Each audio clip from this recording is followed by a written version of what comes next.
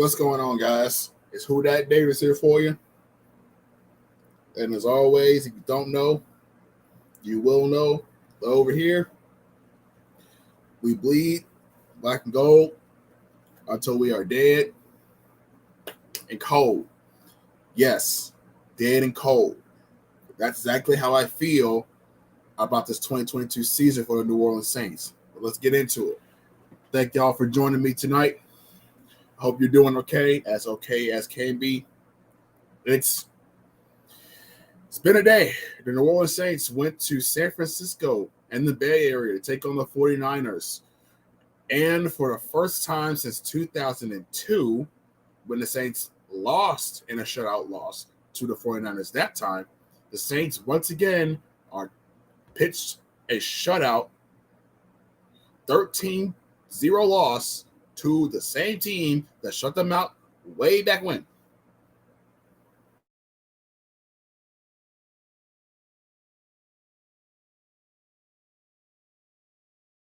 Just this post-game show is not going to be very long.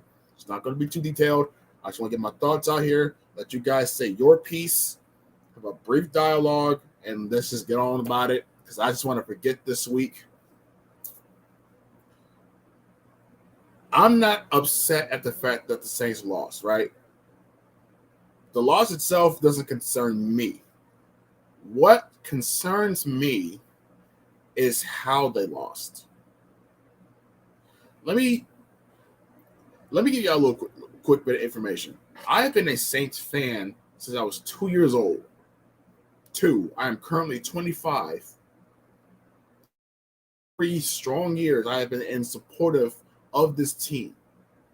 No matter how bad a loss seemed, I have never, not once, have gone a Saints game without seeing it through to the very end. Until tonight. For the first time in 23 years, I have not fully finished a New Orleans Saints game. That is a first for me, and I hope I never have to do that again. It disgusts me, but what disgusts me more is how this team continues to fumble over itself. And speaking of fumbles, the Saints had 2 today. Guess who those 2 fumbles came from? Alvin Kamara. 1 in the 4th, 1 in the 1st. See, after that second Kamara fumble, I turned the TV off. I was following along Twitter and in the ESPN app on my updates going forward from there. The Saints offense had 5 possessions inside San Francisco 40. And they came away with 0. Not even Will Lutz got a field goal on the board.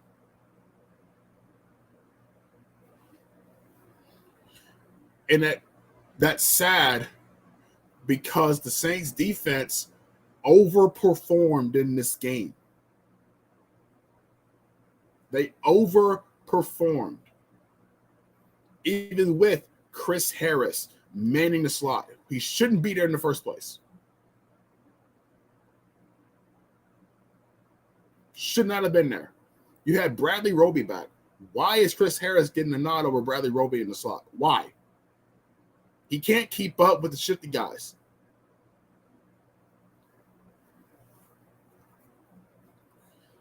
But despite Chris Harris, the Saints did the unthinkable on defense and held this high-power offense that had George Kittle, Deebo Samuel, Elijah Mitchell, Christian McCaffrey, and Brandon Ayuk. 6 studs to make up a balanced, high-power offense to only 13 points. 13. Only 13. The Saints defense pitched a shutout the entire time. The only time San Francisco managed to get inside Saints territory in the fourth quarter was when they were doing. It was when within the last 2 minutes, from what I saw in the app, within the last 2 minutes. Other than that, Saints defense stiffened up. They were stingy with it. Rashid Shaheed gave the Saints offense incredible field position on punt returns. They were moving the ball well until they got inside that San Francisco territory, inside the 25. Alvin Kamara put the ball on the ground twice.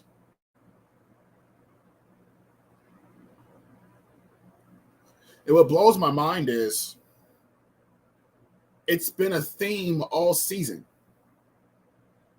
You would think a team that has had fumble issues all season would know to hold on to the football and play possession and keep the ball secure at this point.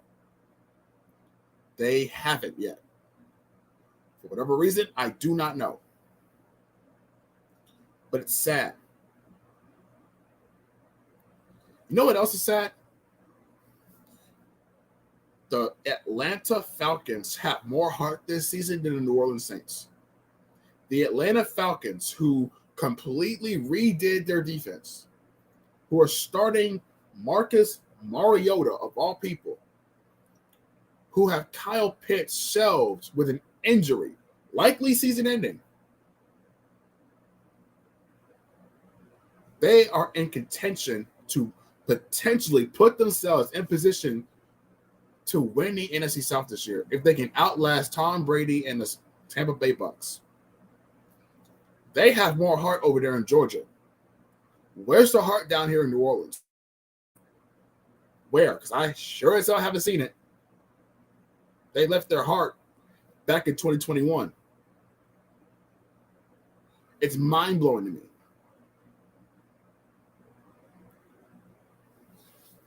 I can't even criticize Andy Dalton all that much because Andy Dalton did everything he possibly could have done to put the Saints in position to win this game. Do you know how many balls hit Saints' hands today? Juwan Johnson, Taysom Hill, Alvin Kamara, Chris Olave. I counted 5 drops from Saints pass catchers. 5 drops. 2 of which came in the end zone. Factoring in everything that went on for the Saints offense today, the score should have been at the very minimum 17-13. At the most 20-13. New Orleans. They didn't do shit today. They wet the bed. They pissed down their leg. And that's sad. That's sad for you guys who have supported this team. Guys like me who have been here since day one, since they were out the womb.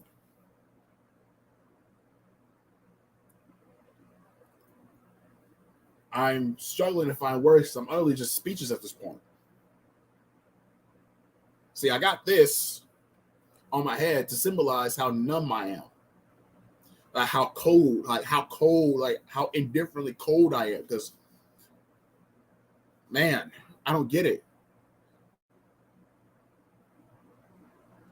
But like I said earlier, it's not the fact that they lost in general. It's how they lost. The same mistakes over and over again. Like, how many times are you going to put the ball on the ground before you understand that you need to have 2 hands on it at all times? The last time the Saints had a fumble issue like this was Taysom Hill in 2020. And guess what? Taysom Hill has not fumbled a single snap since 2020. Since 2020. That's how bad we are. I don't know what Dennis Allen is doing at Saints practice, but it ain't enough. He called a good game on defense. I'll give him that. But I don't want to see him as head coach for the Saints anymore after the season. Ride it out at this point. Whatever. But do not sit here and tell someone like me, dedicated fans like y'all, that Dennis Allen deserves another opportunity to be head coach of the New Orleans Saints because you value culture. It's dead.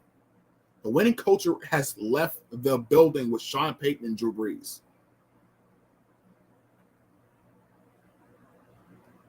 Redo certain coaching positions, whatever. Something has to give. And if Mickey Loomis doesn't do the smart thing and get rid of Dennis Allen this offseason, we're never going to win another Super Bowl again for the foreseeable future. This was supposed to be the year in which the Saints go for broke, go for it all, make a run. That's what this season was based on, with all this talent. Tyrann Mathieu had a pretty decent game. Like that touchdown catch from Juwan Jennings at the end of the half was ridiculous. Shouldn't have even been made. That's just another example of how the season has gone for the Saints. Everything has just gone wrong, even when things look like they're going right.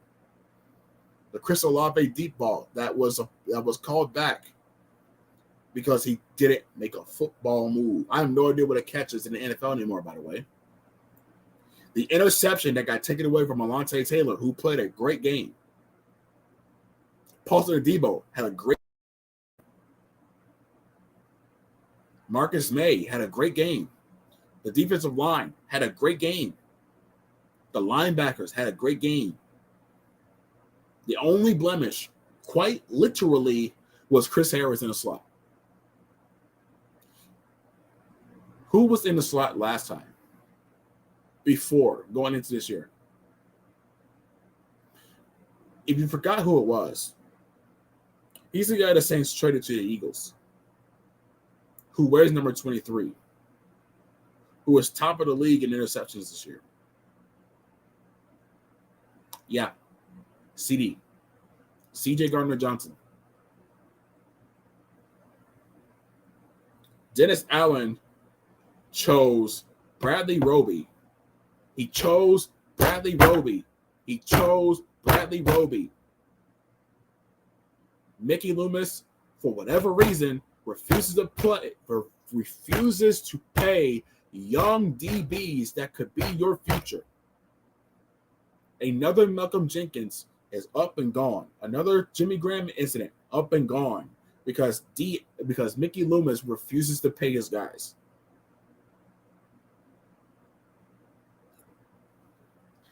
You got rid of your young core players for older guys, injury-prone guys. And you wonder why you're terrible this year.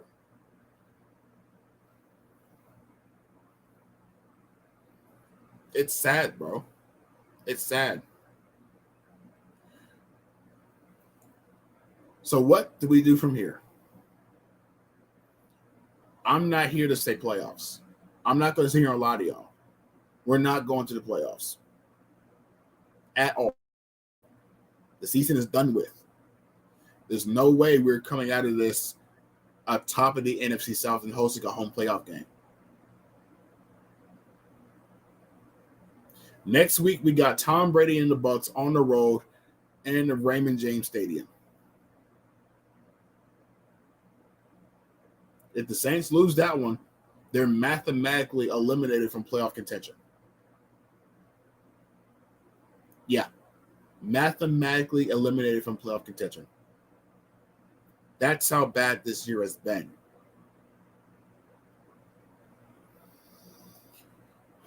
I'm sorry for you guys. I'm sorry for everybody. This was not how this season was supposed to go. And the kicker is the entire NFC South is terrible. Tom Brady and the Bucs, terrible. Atlanta Falcons and Marcus Mariota, terrible. the Carolina Panthers, who had to start Sam Darnold, who, credit to him, he came with a win over the Denver Broncos. Terrible. Who fired Matt Rule, who benched Baker Mayfield. Terrible. You choose to be terrible now of all you should be at your best. Saints fans deserve better than this. Saints fans deserve better than this.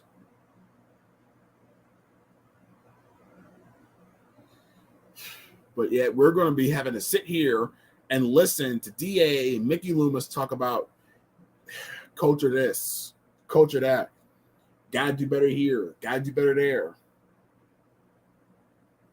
I don't understand. I don't think I ever will. The only thing I understand is that he is trash at head coaching, that is. He's a great coordinator. I love DA as a coordinator. But this head coaching shtick, this ain't it. This ain't it, boss. But that's it for me. I see everybody's comments. Thank y'all for joining me. Mikey Saints fan for life. We are trash as hell. I agree. Dada, what's going on, man? Love you. Respect.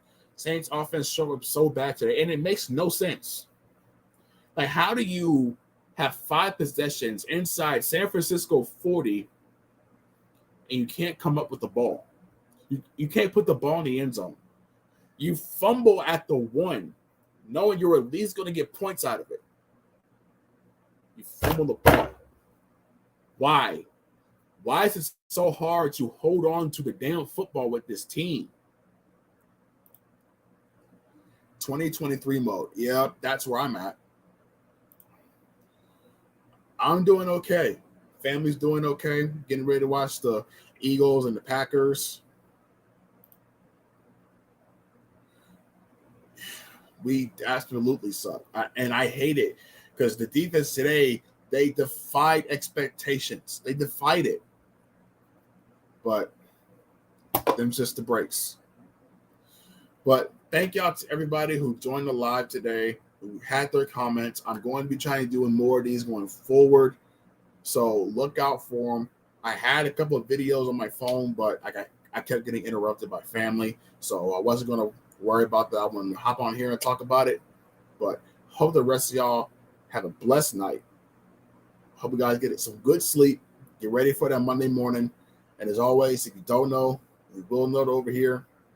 We bleed black and gold until we are dead and cold, even in a blowout, even in a shutout loss. I'll see you guys next time for next week when the Bucs host us New Orleans Saints at Raymond James Stadium.